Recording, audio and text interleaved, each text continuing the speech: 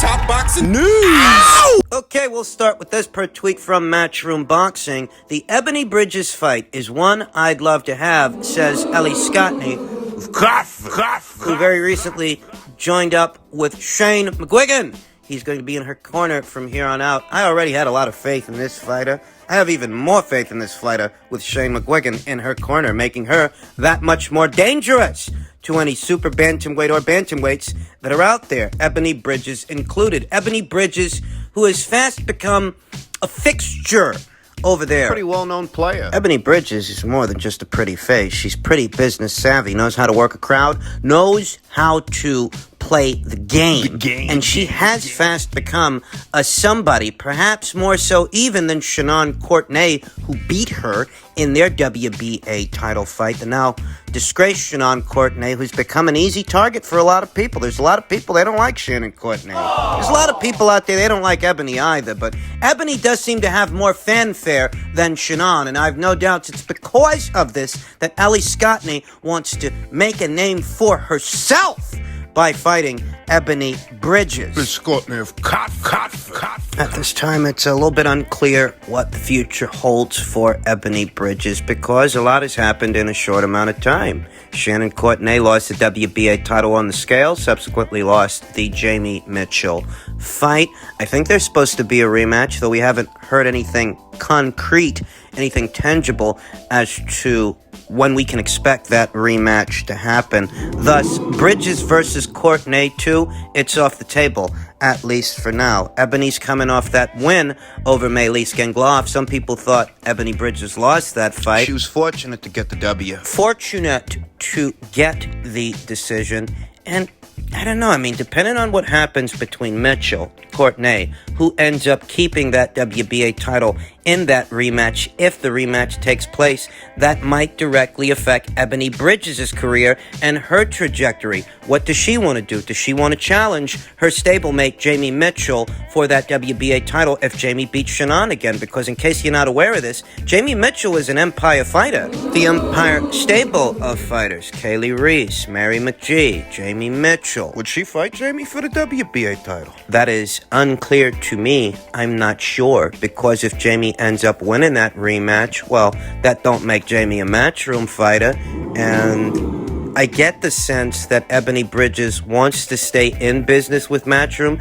so that she can continue to fight on a major platform under a major promotional banner. Perhaps fighting Jamie won't get her that, but fighting Ellie Scotney of Cotford, that might. The problem with that is that Ellie Scotney at this time, Ellie Scotney, who's got only 2 professional fights under her belt, she's going to be in action this weekend on the undercard of Kimron versus McGee, their 140-pound unification match. Ellie's a high risk and a low reward right now. She's a very capable boxer. She is quite the character, but for Ebony, she's a high risk and a low reward. There's a lot to gain for Ellie Scotney in fighting Ebony Bridges because she will establish herself as a major player at this weight in doing so. But for Ebony, what does Ebony get out of that situation? You want to watch this space? Because there is a situation brewing there. There is at 118, at 122 pounds, bantamweight, super bantamweight. This weekend, Carly Thumper Skelly was in action against Dorvida Norek. That's the same Dorvida Norek that was stopped by Courtenay. Originally, Carly was supposed to be fighting Ellen Simwaka, but she pulled out at the last minute. Something happened. Who the fuck knows? She ended up fighting Dorvida Norek instead. Very scrappy fight. Very entertaining, albeit messy. 2 aggressive, come-forward brawlers. Neither giving each other much room to work, much room to breathe. It was a very messy affair, albeit an entertaining one, and Carly was able to secure the W against Dorvida Norek. She won a version of a WBC regional title. That is the path that she's on, and that was a super bantamweight contest. That's 122 pounds. Post-fight, Carly Skelly, she starts talking about Courtenay again. She still wants that fight. She feels they're on a collision course, and she might be right because, well, she did blow the weight in her last fight, didn't she? She might be headed upstairs to super bantamweight. Who really knows? Carly was talking about a potential Shannon Courtenay fight before this weekend's fight and after this weekend's fight. The future is a little bit unclear when it comes to Shannon Courtenay and what exactly is supposed to happen next. I mean, we are expecting to see her in action against Jamie Mitchell in what could be their rematch. But, in some circles, I'm hearing rumors and rumblings that perhaps she might part ways with Matchroom. I don't know how I feel about that, though I see where these talks are coming from, that Shannon, she's pulled out of 2 fights, and she blew the weight, lost the title on the scales, then subsequently lost the match. She's not exactly a fan favorite. Ebony Bridges has more fans in the United Kingdom than Shannon Courtenay of Watford. You think about all of this, you put it all together. Shannon's been a bit problematic, pulling out of fights, blowing the weight, losing the title on the scales, then losing the actual fight. She didn't want to do a rematch with Ebony Bridges. This was before any of this stuff happened. Shannon being a bit of a social pariah right now, the reason that she gave for having blown the weight and lost that title on the scales, it just creates this environment to where Matchroom might look at Shannon and say she's more trouble than she's worth. I don't know, but these are conversations that people are having, and I see where they're coming from, though I'm not settled on that notion myself. It'll take more than just a couple of rumors and rumbles for me to be convinced that Matchroom's going to drop her. We'll see. Shannon has become a bit of a social pariah, an easy target, and what gets lost in all of this is that she's actually a pretty damn good fighter. She is. She might not come from a very deep amateur background like a Clarissa Shields or a Katie Taylor, but need I remind you, Shannon Courtenay, she did stop Dora Norek in 7 rounds where Skelly went the distance with her. Shannon Courtenay effectively created space, enough space to land clean, hard shots. She managed the distance well. I mean, she is a good fighter. Holier-than-thou attitude aside, high horse aside, lame excuses aside, I think it would be cheap to gloss over that Shannon, she's not the best fighter, though no one's calling her that, though she is a capable boxer, and she might have lost to Jamie Mitchell, who I think just wanted it more. And it happens. If by some chance Matchroom were to drop Shannon Courtenay, she could always migrate over to Sky the same way Savannah Marshall and April Hunter did. Though we're not there yet. We'll cross that bridge when we get to it. Skelly, she wants a Shannon Courtenay fight, and we'll see if she can get it. We'll see if that's something that can be arranged should Shannon beat Jamie Mitchell in the rematch, if there even is a rematch.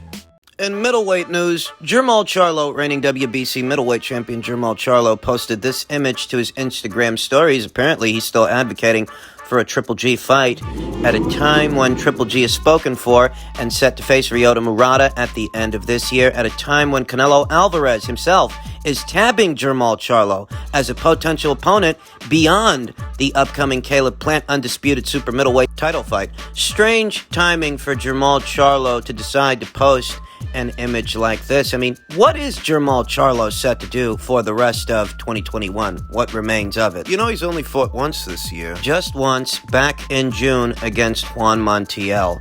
Don't misunderstand me. I'm not against Charlo actually getting a Canelo Alvarez or a Gennady Golovkin fight. I'm not. It just feels like he's trying to ride those guys' waves because they've got stuff going on and he don't. And like Charlo, Jaime Munguia, he also wants a Gennady Golovkin showdown beyond his upcoming Gabriel Rosado fight. Jaime, like Jamal, he's fought only once this year, though he is set to make his second ring appearance very soon against Philadelphia's own Gabriel Rosado. Beyond that, he wants Triple G. As does Chris Eubank Jr. and Ben Shalom.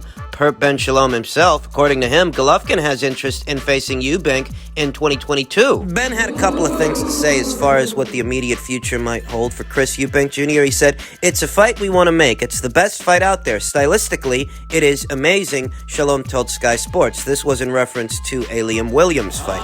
He says, "They have a genuine dislike for each other that has been brewing for years. It is Eubank Jr.'s big moment to get into contention for world title fights against the likes of Gennady Golovkin. We will be making an offer to Liam, so we'll see if he really wants it. Hopefully we can get it on in December. I think Liam does want it. It's one that we believe can happen." We've talked about that potential matchup here on the channel. In reference to Gennady Golovkin, Shalom says, Talks have started, contact has been made with Golovkin's team, and talks are progressing. They want to fight with Eubank Jr., and we're looking at a May date. There are huge fights out there for Eubank Jr., like Billy Joe Saunders and Demetrius Andrade, Shalom said. He wants to avenge the Billy Joe Saunders defeat. He feels like he was very young, had a slow start, and didn't have a trainer back then. He thinks it would be a different story next time, but the Golovkin fight is the huge one for his legacy. There's a reason why Eubank Jr.'s trainer is Roy Jones Jr. He wants to be around the best and in the ring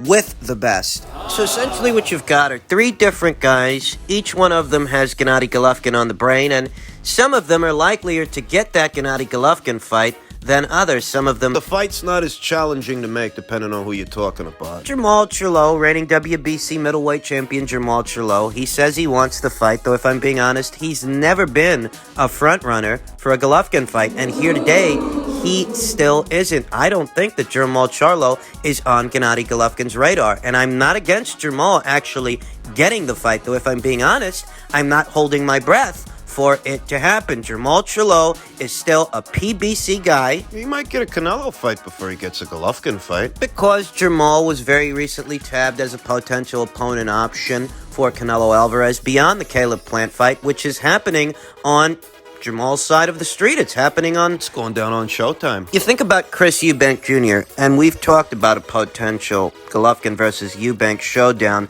several times here on the channel. Given the current landscape that, Chris Eubank Jr., he's in bed with Wasserman, and Wasserman is in bed with Sky, while Gennady Golovkin, he's still in bed with DAZN. He very recently amended his contract with them, and his first fight under this new contract, this new amended contract, is the Murata fight. It can happen. The fight is possible, but there are challenges. In the United Kingdom, who gets the rights for the fight? Because I think that's where they'd want to do it. Golovkin is willing to travel. I mean, he's going to Japan for a Ryota Murata fight, and he has fought in the United Kingdom before. I think if they could make that Chris Eubank Jr. fight, it would be in the UK. The question is, who's going to host this thing? Who's going to be the lead promoter? What's the status of his relationship with Matchroom? Is he still a Matchroom fighter? Because I'm not getting the impression that Golovkin versus Murata is a Matchroom show, not with it happening in the land of the rising sun. Ben Shalom is talking about doing a Eubank versus Williams fight. I like the idea of that fight, I do. And provided that Chris makes it through that fight, a Golovkin fight would be ideal in the UK, but it really is a question of who's going to carry the fight, who's going to promote it. Ben wants it to be a Sky Sports pay-per-view. In the United Kingdom, and you have to wonder what the status of Gennady's relationship with Matchroom is, because Matchroom has gone all in with DAZN. Is that going to be a problem? I think that the Jaime Munguia fight is perhaps the easier fight to make, because Jaime and Gennady have been fighting on the same platform under different promotional banners, though better still, on the same platform, the DAZN platform. And it is a fight that they were trying to make some time ago. It's a fight they could try to make again. That fight could do good business out west. Very good business. It's not a secret that Gennady Golovkin has his share of Chicano supporters here in the United States, and it's not a secret that the Chicanos here in the United States, they also support Jaime Munguia, so you actually could get a really good turnout for this fight, and I reiterate, it's an easier fight to make